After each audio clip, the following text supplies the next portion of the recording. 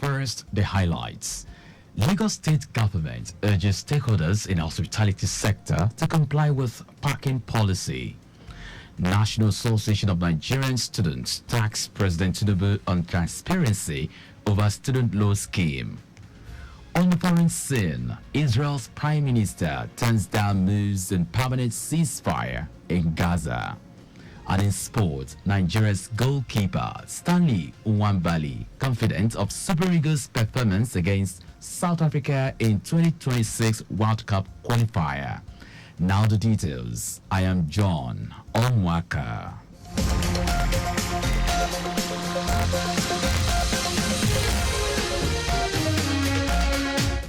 The general manager, Lagos State Parking Authority, Adebisi Adelabu, has called on stakeholders in the hospitality industry to comply with the Lagos State parking policy and make adequate arrangements to meet their customers' parking needs.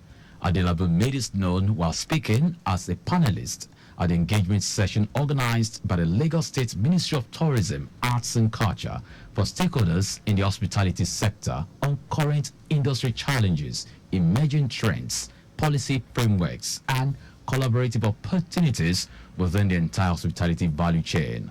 She stressed that it is a duty of those who own and operate facilities such as hotels, bars, and other event centers to make adequate provision for parking for their customers and clients. Adelabu urged event centers to ensure ample parking provision for their guests right from the outset of constructing their facilities.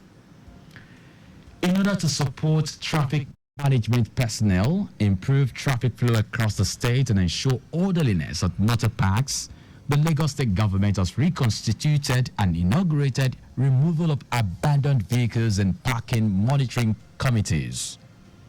Speaking during the inauguration, the special advisor to the governor on transportation, Shola Giwa, stated that the removal of abandoned vehicles committee's primary responsibility is the prompt removal of all abandoned and disused vehicles obstructing traffic and posing security threats to the metropolis. Giwa said the parking monitoring committee's responsibility is to ensure orderliness across parks, prevent use and sale of alcohol and other related substances in the park, and clamp down on illegal parks and illegal commuter operations, amongst others. He reiterated the state government's resolve to ensure the free flow of traffic and the safety of lives and property, in accordance with the Transport Sector Reform Law, TSRL 2018.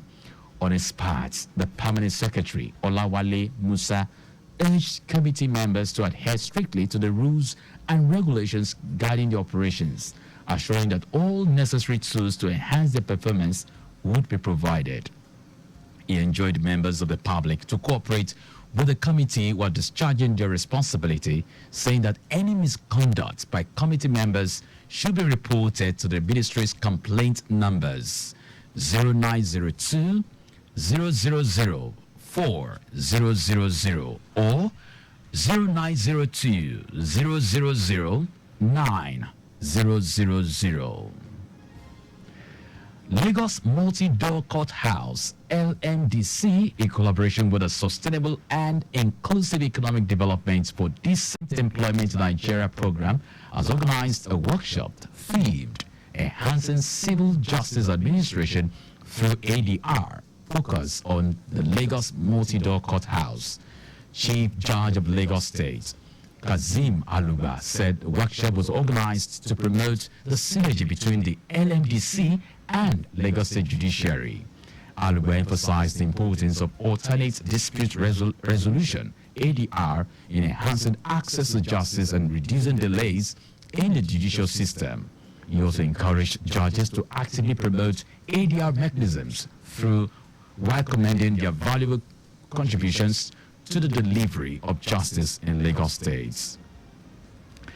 The organized private sector has accepted the federal government's proposal for a new minimum wage of 60,000 naira in the country. Director General of the Manufacturing Association of Nigeria, Shegun Ajayi Kadri, noted that ongoing negotiations between the government, the private sector, and organized labor were focused on establishing a minimum wage rather than a living wage, which represent the lowest amount that can be paid to any worker in the country. Ajayi Kadri maintained that both labor and private businesses have been facing significant economic challenges, making it extremely difficult for them to meet the wage demands put forward by labor unions. He appealed to the organized labor to reconsider its decision to embark on a nationwide strike, adding that the labor working out of discussions and declaring strike will not help matters.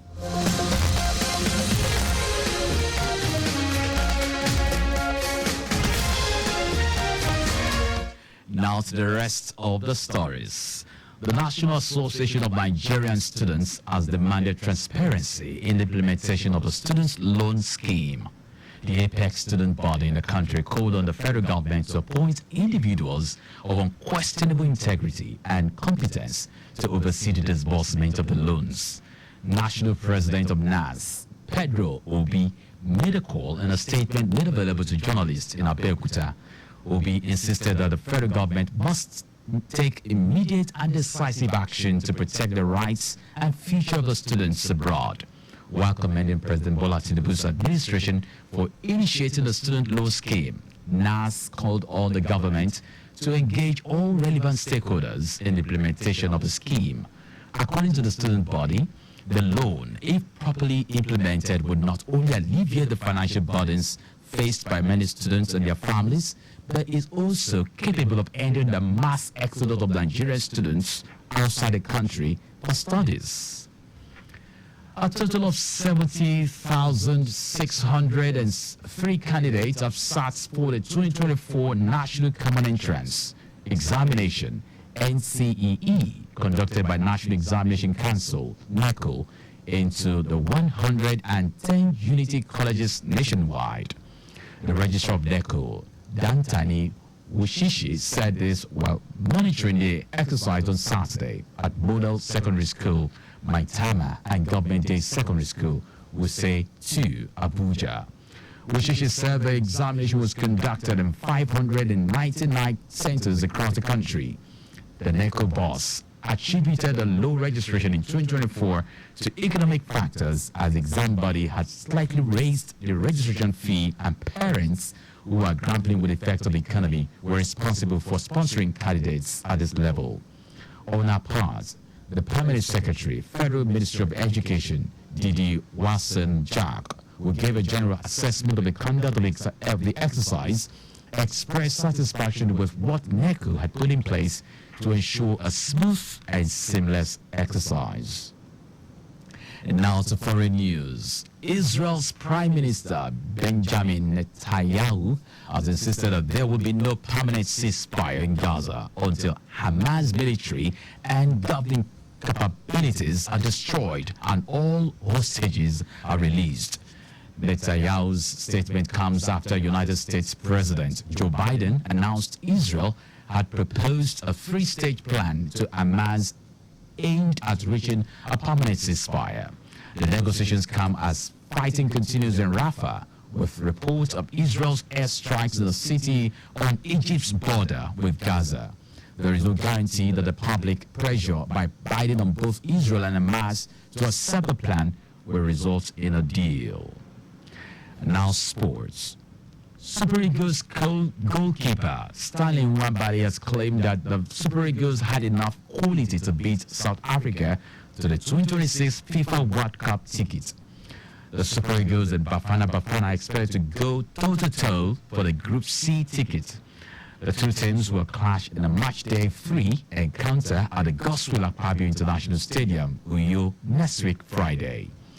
Ugo Bruins men currently occupy second position in the group with 3 points, while the Super Eagles sit in third position with 2 points. Nwabali believes that the Super Eagles have better quality than the South Africans. And that's our news at 9, but just before we go, ensure you make use of your seatbelts while driving. You can follow us and like all our various social media platforms: X, Traffic Radio 961, Instagram, Lagos Traffic Radio 961. Subscribe and watch our news and programs live on YouTube at Traffic Radio 961. You can also visit our website at trafficradio961.ng. Did you know that the Sanwo-Olu administration injected 100 high medium capacity buses for standard routes? You can get more details on the Lagos State government website. To end the news, here are the highlights of the major stories.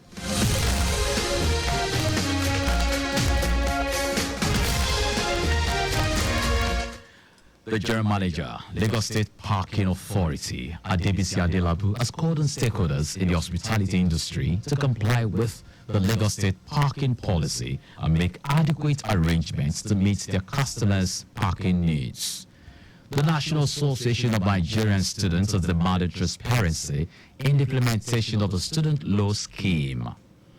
We also tell you that Israel's Prime Minister Benjamin Netanyahu has insisted that there will be no permanent ceasefire in Gaza until Hamas military and governing capabilities are destroyed and all hostages are released.